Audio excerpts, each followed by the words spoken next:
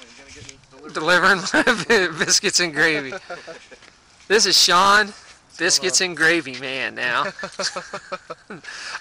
What's the response been since this story's come out? I've had a lot of people say, "Hey man, you're famous. I saw you on the internet," and crap like that. But and they have been ordering just because they've seen it. So we've been getting support from it. Well, great.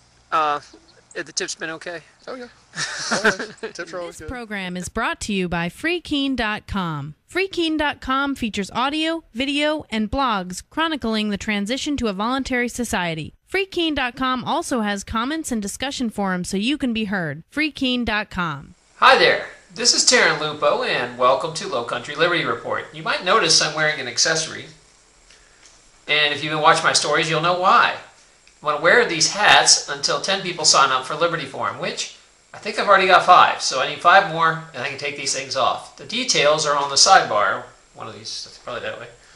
And also, I'm going to lead into this story talking about BiscuitGate, the family that got busted in the undercover biscuit sting in Savannah. If you don't know what I'm talking about, you can catch up underneath the video response section.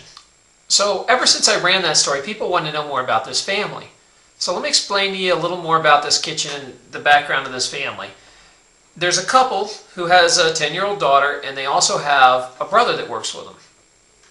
The whole family's involved at getting this food ready, and the mother kind of runs things because she has the most restaurant experience.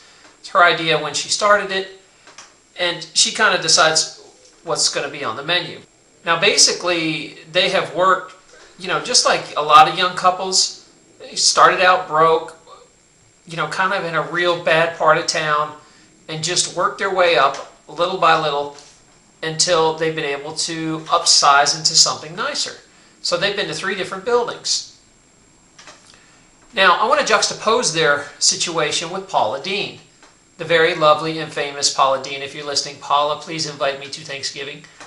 And I want to talk to you about how Paula, who was also from Savannah, a single mom raising 2 kids, was pretty broke when she started. And I remember seeing an interview with her on Donnie Deutsch where she said that she was actually proud that she didn't have a business license and she couldn't afford one. And she was running this out of her house. She ran a business called The Bag Lady. And in Savannah, what would happen is she would make sandwiches every morning, and her sons and her would run them out all over the city. And they'd go to doctors' offices, lawyers' offices. Believe it or not, the police bought a bunch of them. And what happened was people fell in love with these sandwiches, and she was able to earn enough to get a restaurant.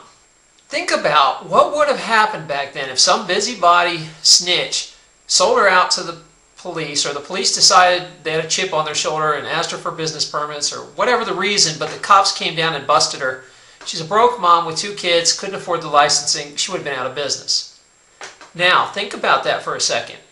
Paula Deen, the last time it was estimated, I saw a special on her on TV on E, where they estimated her value at, I think her empire is on track to hit $70 million this year. $70 million. Not to mention, she employs a bunch of people right here in Savannah and all over the Food Network. So she's created a massive empire and a ton of jobs and a lot of good things and a ton of good positive press for Savannah and a lot of tourist dollars for Savannah. What would have happened, and what would you have missed out on, had some busybody bureaucrat cracked down on her and put her out of business before she got going? Now, who knows? How do you know this family couldn't be the next Paula Deen? 10, 20 years of really hard work? It's possible. You just don't know. So these stupid regulations and business license hurt and cripple, and it's the unseen stuff, the unseen damage that causes that I'm more worried about than, the $200 or whatever the hell a permit is you're missing out on. So I'm going to take you to an interview with the male of the couple. He really didn't want his name to be known because they're still kind of scared about being targeted, so he's kind of in a disguise. But we're going to call him G, the letter G. All right, I'm here with G. I want to talk to you about the history of the Last Biscuit. The interview we did was a pretty big hit, and people want to know more. So give me an idea how it started. Basically what we started with was a breakfast delivery service from midnight to noon, just Fridays and Saturdays. We started January 1st of 2009. we felt there was a need for more reason for people to not be out driving and not getting drunk driving and not giving their money to the man, basically, for drunk driving. So we basically started a service to feed people, to sober them up to get them to go somewhere, or to service the bars. We mainly started between River Street and Broughton from midnight to noon. I mean, we would do anyone.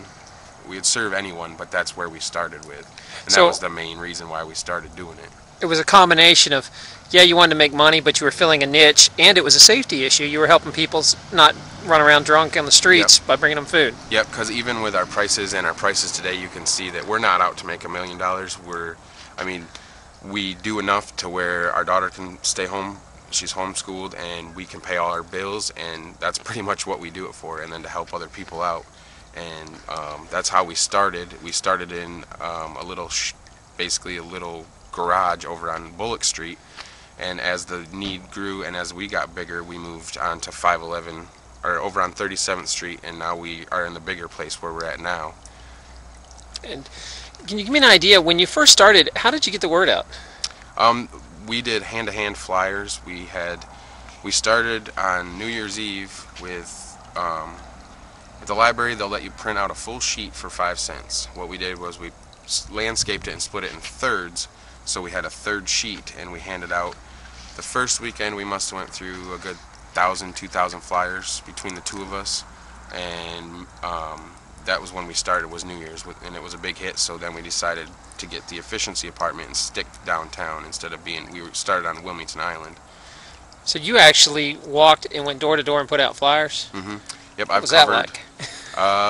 Well, when we first started downtown, it was as if anyone knows downtown Savannah, especially the historic, there's a lot of stairs and a lot of ramps and cobblestones. So it was kind of entertaining to see the girls in the high heels and the tourists that aren't used to that kind of stuff. That it was entertaining, especially to me, because I had just moved down here and just got started. We were just doing what we were doing, and then I went from doing that to going door to door, and I went from the river to Duran, MLK to East Broad. I've walked pretty much every square inch of that block radius, and that's how we got the word out to begin with. Now we've went as far as where we have a Twitter, a MySpace, and a Facebook. We're doing more of the social, and so that's saved a few miles on my legs over the last few months. Definitely Facebook for sure.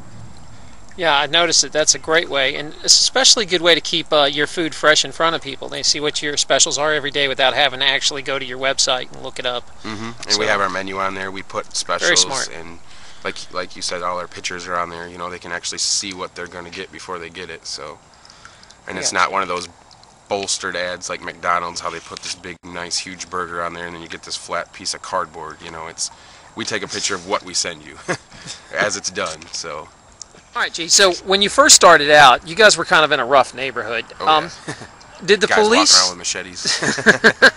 Did the police help you or hurt you when you started out? Actually, they didn't do nothing to help us for sure. We had one guy that was from Wilmington Island. He's the classical white kid with the polo shirt, the short haircut.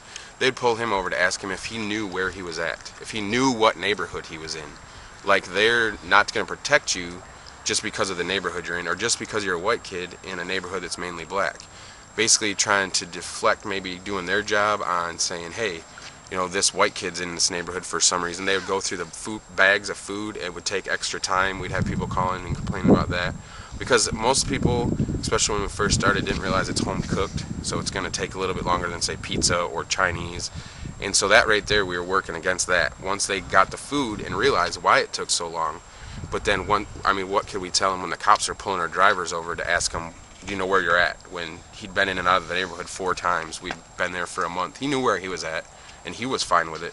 They weren't fine with it for some reason or another, which doesn't make no sense to me, I guess. Again, it takes a lot of courage like this to run a business against the norm. And it's a real sad statement on society because, back 50 years ago, most people ran businesses out of their houses. Like, you could go to a doctor and you would go to his lobby in his house, like a house call type of situation. You could go to restaurants and it was downstairs in the kitchen. This was a very normal part of Americana, which the government regulated out of existence. And it's sad to see that a business like this has to hide who they are and be worried about the cops busting them. As always, it's Terran Lupo. Good hunting.